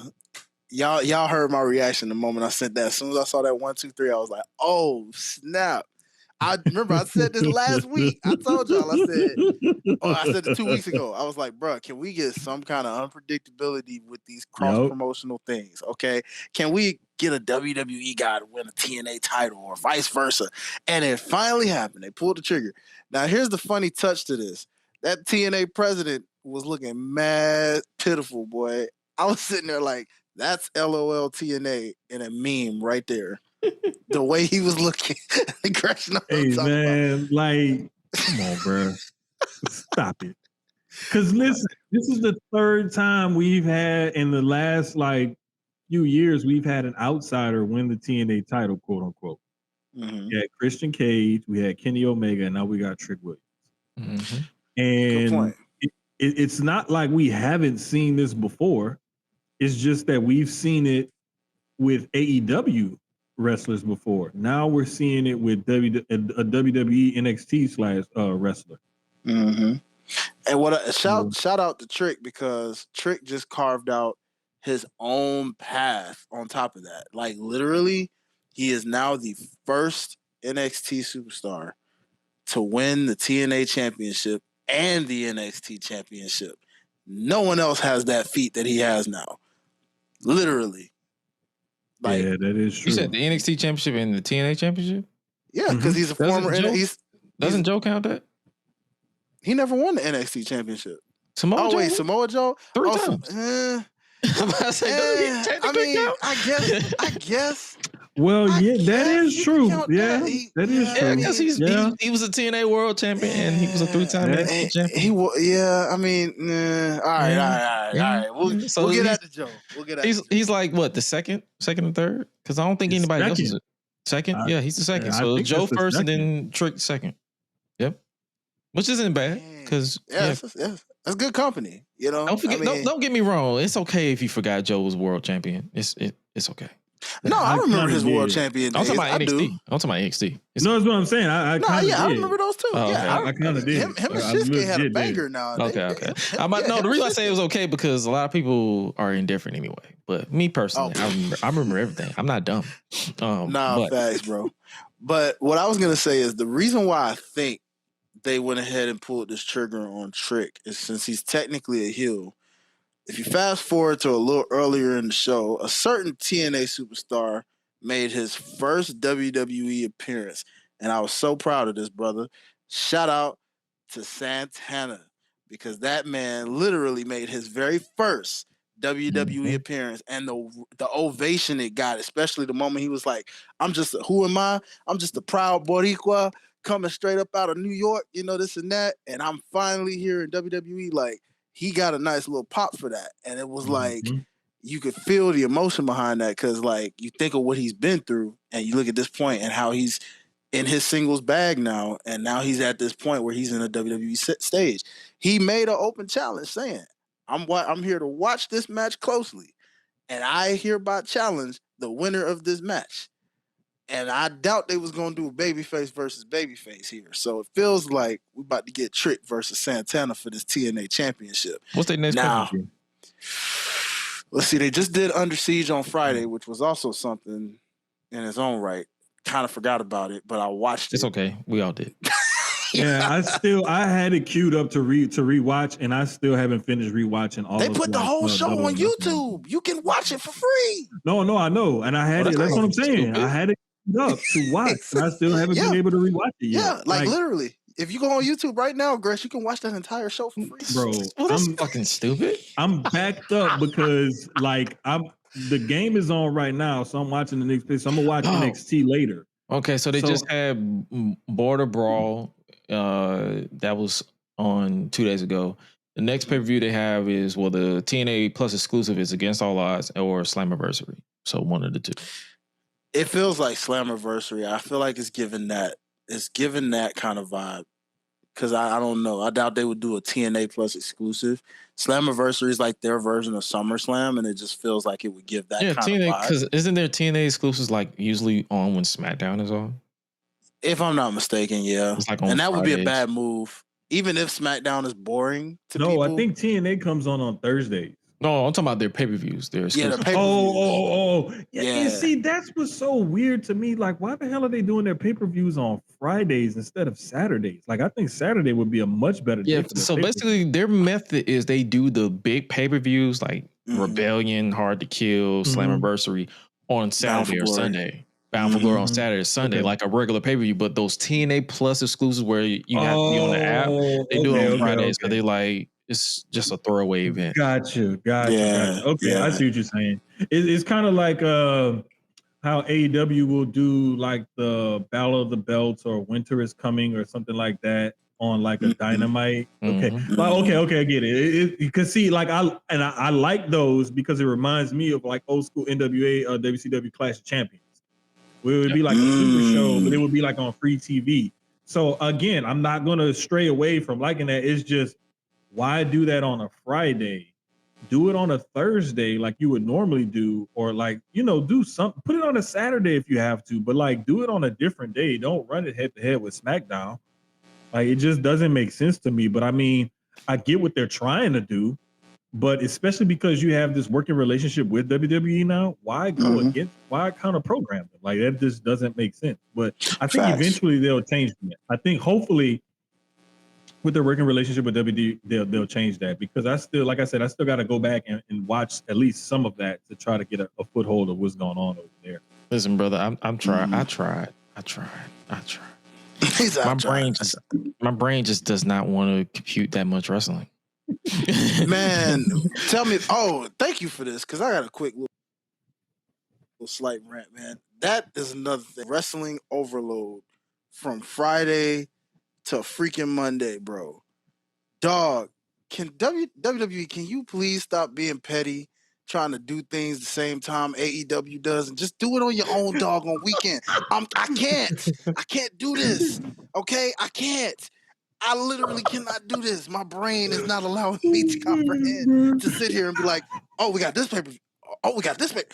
Shoot, which one do I watch? That's why I chose Battleground. Because I'm like, Listen, brother. listen, I'm not finna sit here and try to figure out which paper you want. Whichever, I can't do Jermaine. I can't do 3 screens I'm not. once. I'm not. I give him credit. I respect him. I respect you, Booker man. I respect you. I can't do it. Me, I just watch All In. I mean, not All In, Double or Nothing, because I'm like, I barely follow NXT now. Like, I'm barely paying any attention. Like, I don't know what's going on. I'm just gonna keep it in the butt. I don't really know what's going on. So what's the point of me watching the show? I don't know. At least with that's crazy. Some sense of what's that's going crazy. On. Because to me, NXT is the better show of the 3 WWE shows right now. In terms of more consistent. I believe you. I trust you. It kind of is. I follow it more than anything. Like, the wrestling's better. I don't know what it is. It's just like, I think I kind of just checked out a little bit. I don't know what it is. I'll probably get back into it eventually. Oh, speaking of NXT, Ethan Page has won a North American title. Hey, no spoilers, bro. It's live. Yeah, but I'm not gonna lie. I had a feeling. You ain't got that on the TV. I was supposed to go back and watch that now. I'm gonna have to go back and watch it and already know that Ricky. I ain't gonna lie. I kind of had a feeling that was gonna happen just because they said worlds collide, the winner, and this and that, and Ethan Page be cheating, and I'm just like, yeah, he knowing him, he slid it away. Ricky will get it back. Yeah, he'll get it back. Yeah, it was. Yeah. And then my bad. Spoiler. The other thing. He gonna say it after. But listen, like, honestly, like, Ricky is the kind of star where he doesn't really need a title down there in NXT to shine bright. Like, Ricky when he first appeared, the light was shining bright on him already before he won the title. So I think he's going to do well down there, and I like the fact that he went down there. I like the fact that he's enjoying it down there, and he's not tripping. He's like, look, I've always wanted to get to WWE, and it's basically like, if this is what the process that I have to go through, then this is the process I have to go through. At least I'm here, you know. Whether or not I make it to a Mania or whatever, I think he eventually will. But I just think that he's the kind of guy where he doesn't even need that title to shine. So Ethan Page is at a point in his career where he's closer to the end than to the beginning. And his career has a ceiling, whereas Ricky still has some life left in his career, and his ceiling is a lot higher, I think, than Ethan Page. Good point. Good point. There's one more thing I'm going to say about that Trick Williams situation. That was hilarious, by the way. I don't know what the hell made him want to do it. That was the worst spin-a-rooney I've ever seen in my life. But Booker T made that moment hilarious because it was just the fact that the camera panned on him and he's looking with his face like, do it. Give it to him. Yeah. Listen, man. I feel like it's Trick doesn't know how to do it because he too tall. But Booker's tall too. No, but Booker knows how to sway with his tallness. Trick is like stiff with his tallness. So when he tried to do the spin-a-rooney, you can tell he didn't have no no wiggle. With it. So that's what took it out. Like the execution was fine, but the sauciness was just not there. It wasn't there. And I was like, if you would have just, bruh. You gotta have. It was better than Vince's though. I'll just tell you that. Oh, listen. And the Rocks. And the Rocks. Yes. Listen.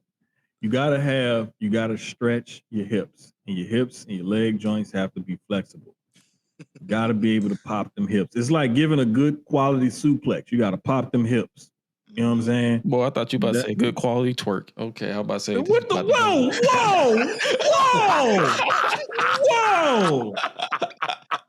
whoa. Like, Why that gotta be on my jacket? I mean, I don't mind watching it. That don't mean I'm about to give lessons on it. This man turned into the Usos in 2018 on Raw when it was like, whoa. Like, stop it right there, buddy.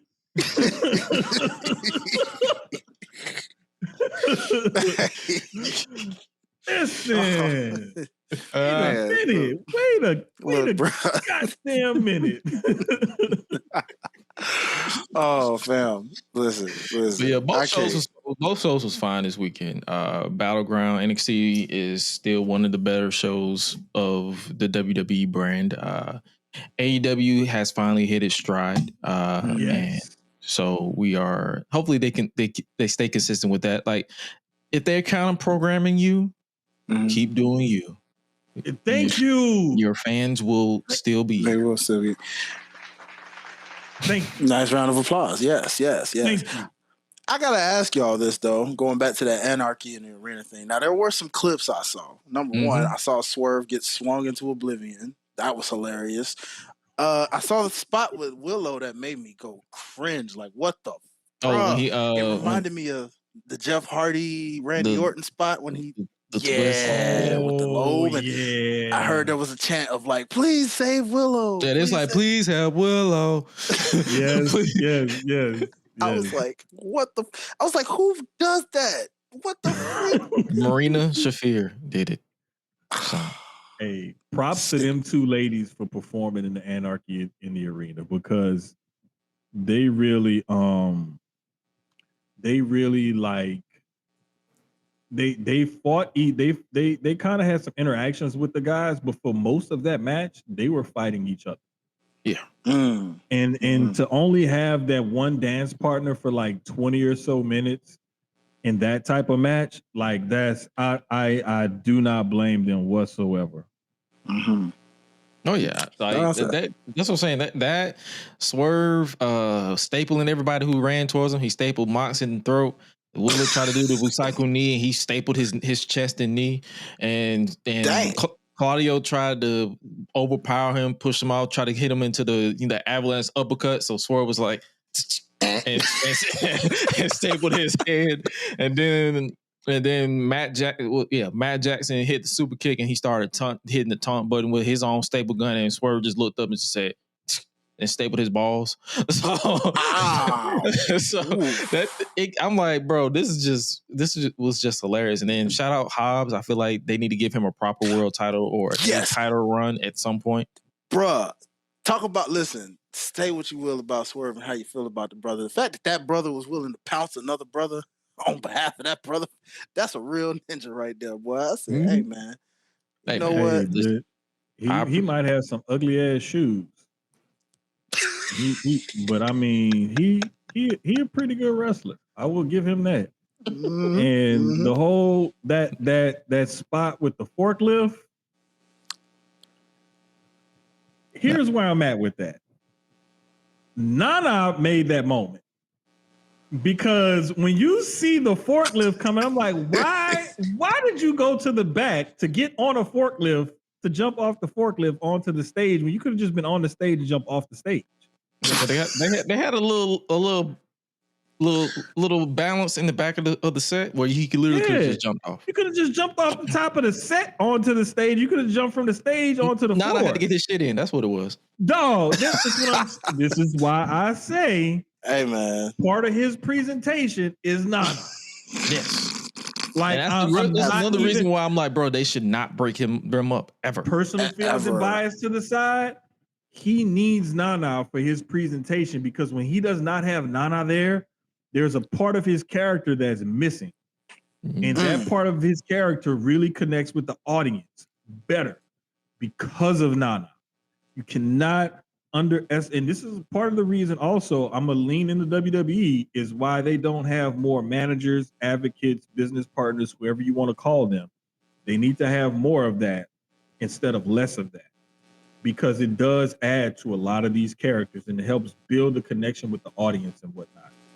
Mm-hmm. And that spot was made by seeing, it wasn't by seeing Swerve crouched on the pallet on the forklift. It was by seeing Nana's white jacket, because you could barely see and make out what was going on, but you saw Nana's white jacket doing the dance in the background and everything. Then when it came into focus, it's like, oh shit, these niggas went and got a damn forklift. Like, bro, that's what made that spot. It wasn't the fact that he jumped off it was the fact that Nana was dancing while on the back of the forklift while old boy is driving Swerve on the front of the forklift.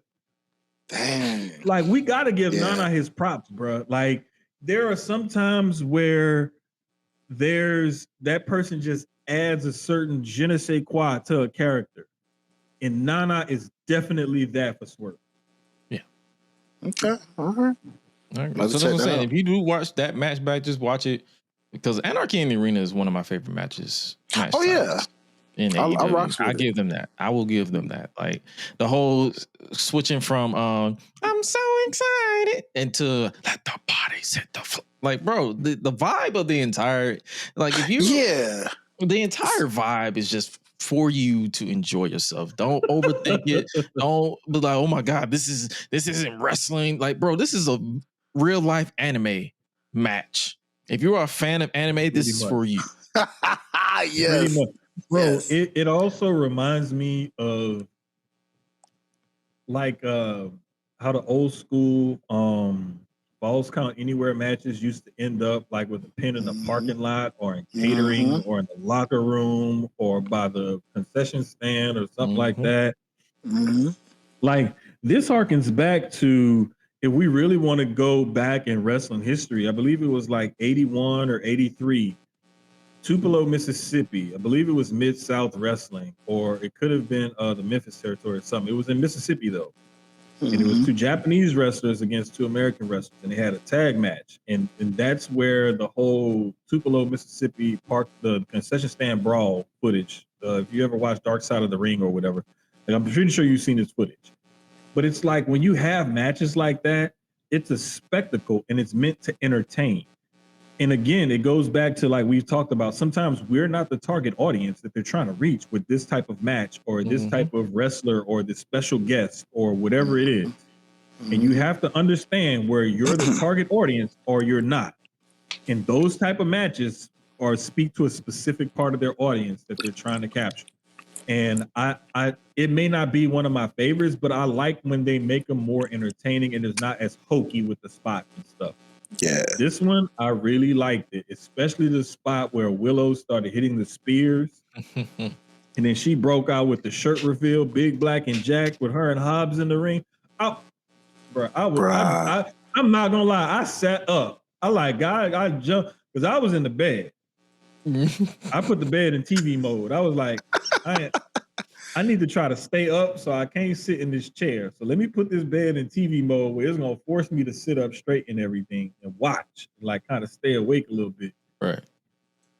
Bro, I got out the bed. I was like, yo! I told you, yeah. Willow had me about to run through a wall, and I'm like, bro, if I was asleep, I wouldn't sleep no more. This is what people. Then when Marina was confronting Kenny, and Kenny was like having that moment of, should I do this or should I not? And he ended up giving her that dragon suplex. Because she spat in his face and slapped him. Like, I would have hesitated. Like, what? Got me, dog. I gotta watch this. That's why check your phone. I sent you a link. Okay, for sure. Trust me. Go back and watch it because it'll definitely change your. If you don't watch the whole show, if you want to watch the whole show, do it. If you want to watch 3 matches, Jamie and Monet, for sure, Anarchy in the Arena, and the main event. Them three. Okay. Like, those were my top 3 matches. And I've gone back and I've watched Jamie and Mercedes again. Mhm. I watched the main event for the first time, and I watched parts of Anarchy the Arena a second time. But like those 3 matches are my 3 favorite from that pay-per-view for sure. I for sure will watch those. I'm definitely gonna give you guys next week more of an insight because, like I said, I wanted to. I tried to watch it before we got live, and I could not.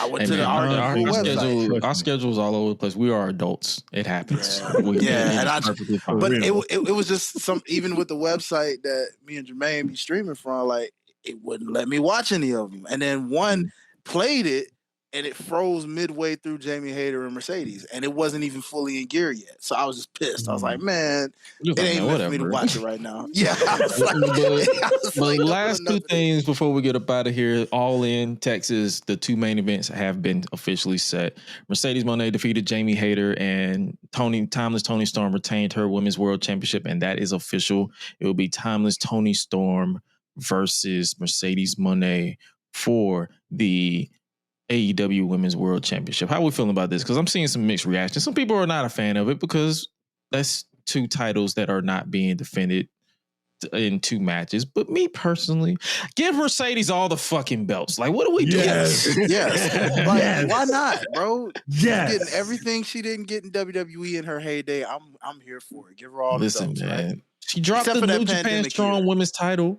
So she don't have all the belts. She's just gonna have all the AEW belts. You'll be fine. Facts. And peep this. Because I heard, well, not I heard, I'm gonna put it this way. This, I saw somebody mention Willow after her stellar performance in this Anarchy in the Arena match that I will Probably watch. me. So peep this. Let's just hypothetically say Miss Monet continues the undefeated streak, wins the championship. Now, I believe Jermaine was the one that said whoever defeats her will be made into a big, big star. So walk with me, people. Who's to say Mercedes, she'll say she takes the belt. She's got all the gold. And who's the person to beat her for that AEW Women's Championship? Enter Miss Willow.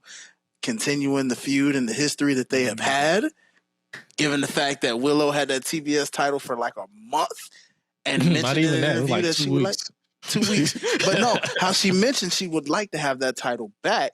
But wait a minute. Oh, yeah, why get the title back when you can get the AEW Women's title instead from your main rival that you have beaten before? So build it up nice enough, put it at your next big AEW pay-per-view after All In, and before you know it, have Willow give you your first loss, send Mercedes on that first crash out, and have So her the lose next AEW one championship. after All In, you have Forbidden Door. Definitely not that And one. you have All Out. And that's I all out. say honestly, have her drop the TBS title and have a tournament for it. Have Willow win that tournament.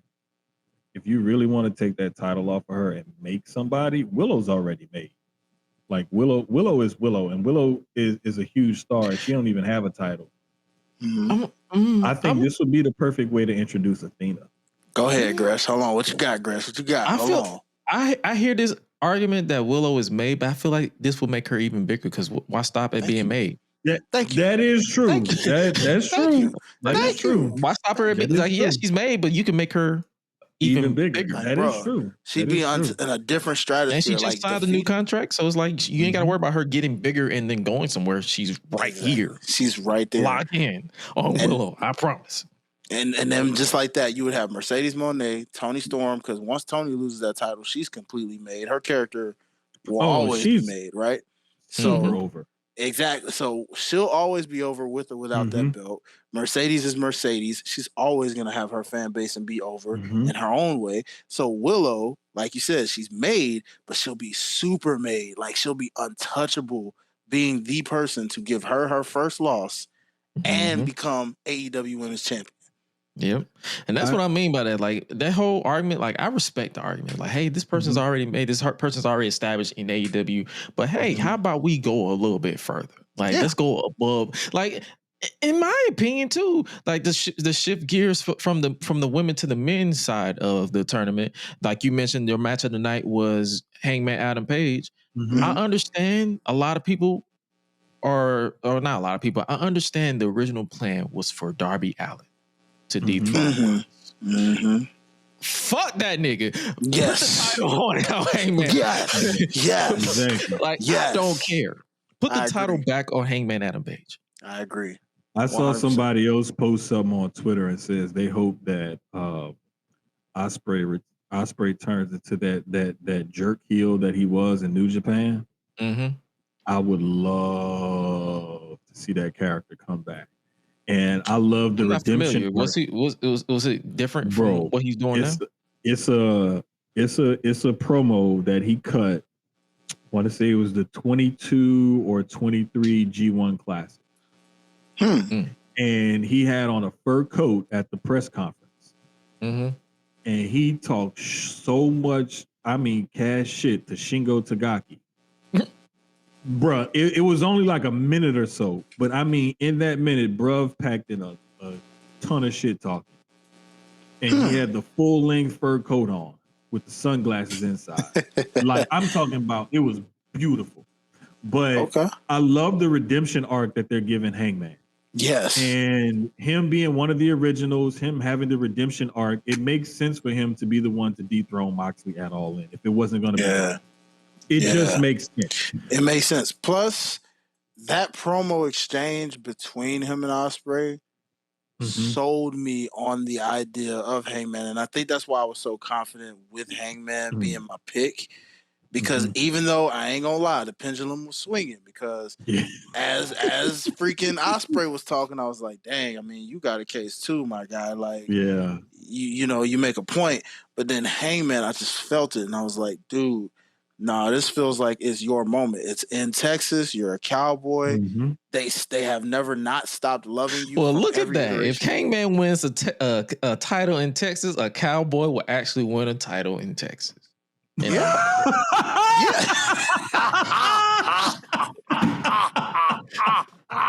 Would you look at that? Hey, send this clip to DJ. Would you look at that? That's a bar. Whoa. That's a bar. Brother. DJ Good would crack Lord. up at that one, brother. You got to send that to DJ. Would you look at that? I just thought about Shots that. fired. Oh, shoot. Oh. Shots fired. Oh, my Shots goodness. fired. Good Lord. That's savage. That. Wow. That is now, what would you say savage. before I interrupt you? My bad. I don't think it's anything else I can really say after that bar, bro. It don't even matter. Coming from the rap, that was a bar. It don't even matter. Like, I was gonna say something, bump that. You just, hey, that's it. End the show on that.